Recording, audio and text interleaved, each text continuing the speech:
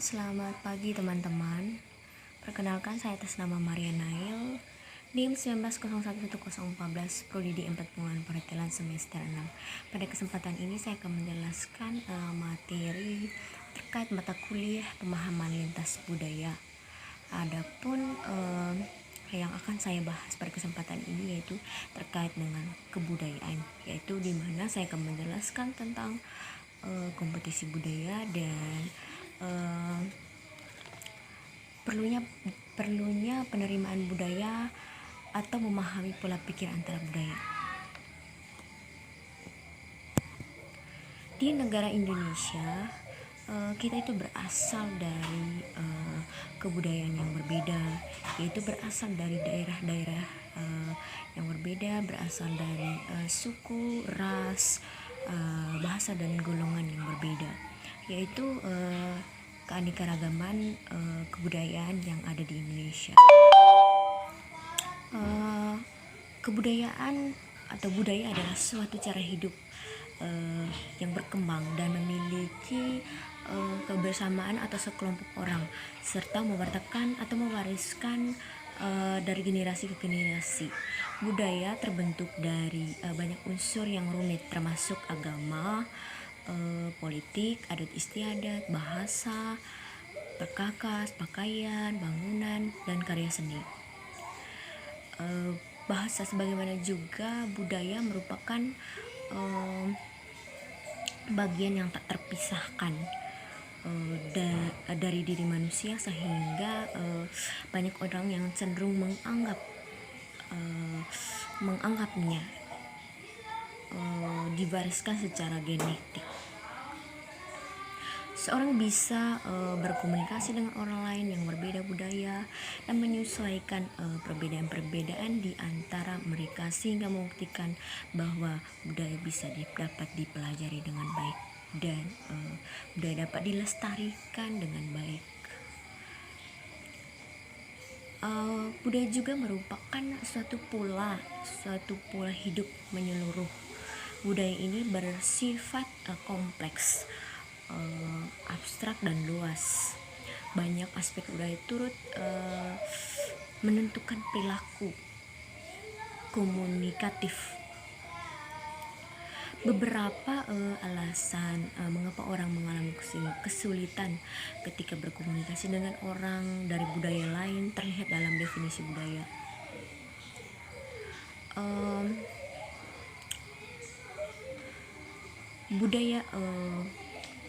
Kompetisi budaya yaitu kemampuan untuk memahami identitas dan nilai kultural yang dianut oleh dirinya sendiri, dan bagaimana identitas dan nilai-nilai itu dapat mempengaruhi persepsinya terhadap orang yang berasal dari kebudayaan dari berbeda budaya itu.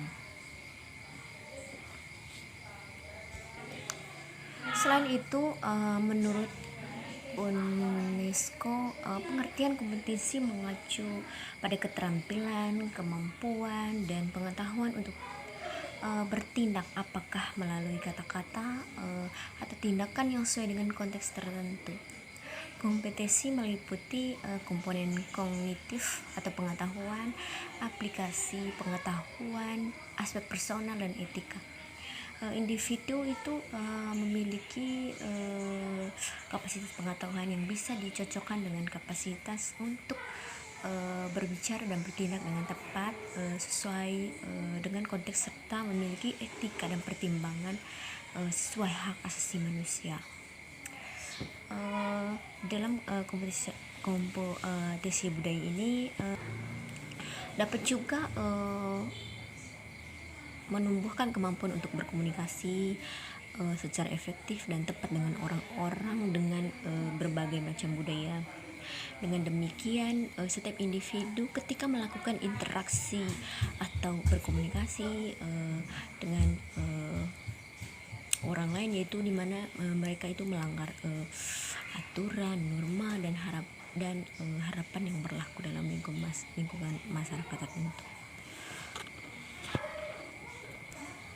Kompetensi budaya di Indonesia juga merupakan masyarakat multi kultur yang mampu memberikan keragaman dalam berbagai aspek kehidupan, sehingga memberikan implikasi pada dinamika politik. Beragamnya etnis dan agama di Indonesia menuntut seorang itu komunikator politik harus dapat melakukan komunikasi politik yang berbasiskan kreatif lokal, akan mampu menyelesaikan berbagai persoalan yang terdapat dalam dinamika masyarakat tersebut secara efektif, karena pesan-pesan atau kesan-kesan politik disampaikan dengan baik dan benar sesuai dengan norma-norma kebudayaan yang berlaku dalam sebuah daerah tersebut. Menurut Dahlan dan dalam Cangra, komunikasi politik merupakan pengukiran lambang-lambang atau simbol-simbol komunikasi yang berisi pesan-pesan politik dari seorang atau sekelompok kepada orang lain dengan tujuan untuk membuka wawasan atau cara berpikir, serta mempengaruhi sikap dan tingkah laku kehayalan yang menjadi target dalam sebuah politik tersebut. Kearifan lokal adalah gagasan-gagasan lokal yang bernilai baik, benar, dan bersikap bijaksana yang dimiliki serta diimplementasikan oleh anggota masyarakat dalam komunitasnya. Ada beberapa faktor yang mendorong kita mempelajari kompetensi budaya, yaitu yang pertama adanya perbedaan nilai antar budaya. Dalam hal ini kita dapat mempelajari perbedaan nilai yang terkandung dalam kebudayaan yang berbeda, yaitu dimana kita bisa menghargai perbedaan itu dan saling mendukung terkait nilai kebudayaan tersebut. Yang kedua, tata aturan budaya cenderung mengatur dirinya sendiri. Tata aturan budaya cenderung mengatur dirinya sendiri, yaitu dimana kebudayaan itu dapat mengatur tingkah laku kita, yaitu kebudayaan itu dapat mengatur kebiasaan kita, dapat menjadi patokan, dapat menjadi dorongan, yaitu dimana kita seperti apa tindakan kita, seperti apa perilaku kita itu sesuai dengan nilai-nilai kebudayaan yang sudah tertanam dalam diri kita dan kebiasaan kita sehari-hari. Yang ketiga yaitu kesadaran untuk mengelola dinamika perbedaan, yaitu dimana kita yang berbeda memiliki perbedaan kebudayaan itu harus memiliki rasa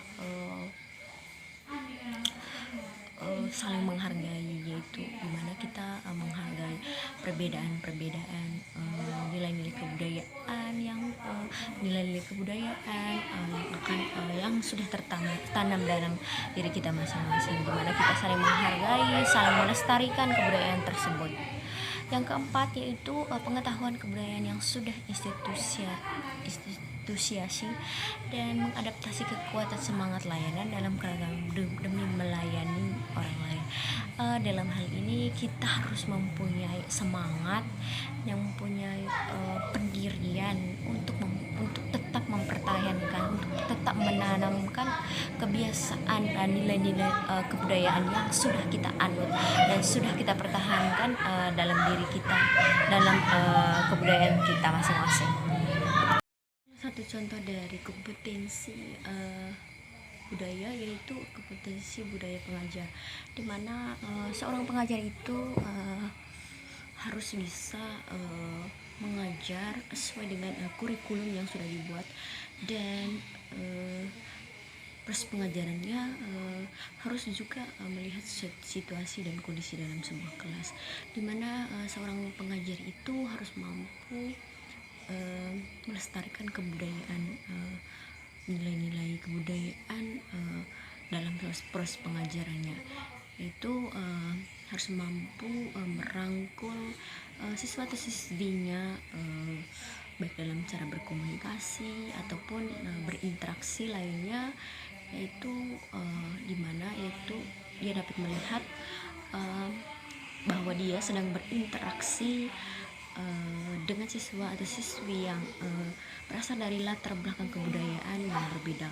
Yaitu perannya seorang pengajar itu tetap mempertahankan nilai-nilai kebudayaan dari siswa atau siswi dari yang berasal dari berbagai latar belakang kebudayaan yang berbeda tersebut, sehingga dengan cara itu dengan sendirinya ia sudah membangun dan melestarikan nilai-nilai kebudayaan yang dimiliki oleh setiap orang, setiap mahasiswa, setiap siswi atau siswa dalam sebuah kelas tersebut. Yang berikutnya yaitu perlunya menerima budaya untuk memahami pola pikir antara budaya. Adapun manfaat perlunya kita menerima budaya antara satu sama lain, yaitu dimana kita dapat saling memahami antara budaya, yaitu dimana kita saling mengenal, saling melestarikan dan saling mempertahankan nilai-nilai kebudayaan dari kita yang berbeda kebudayaan. Yang kedua yaitu kita dapat berinteraksi dengan baik, dengan sopan, dengan teman, dengan keluarga, atau dengan kenalan-kenalan kita yang berbeda kebudayaan. Jadi itulah perlunya kita bisa menerima kebudayaan, yaitu menerima pola pikir antara budaya, yaitu dimana kita saling menerima pendapat, kita saling mempromosikan atau memamerkan kebudayaan kita masing-masing tanpa adanya kritikan ataupun saran yang negatif yang menimbulkan pertikaian atau segala macam permasalahan. Mengapa kita perlu memahami pola pikir antara budaya, itu menjalin hubungan yang baik dengan antara sama budaya, dapat berinteraksi dengan baik antara sama budaya, dan juga dapat memahami nilai-nilai yang terkandung dalam kebudayaan kita masing-masing. Jadi baik teman-teman, mungkin itu saja yang bisa saya jelaskan pada kesempatan ini, yang pada akhirnya saya mengucapkan terima kasih dan selamat pagi.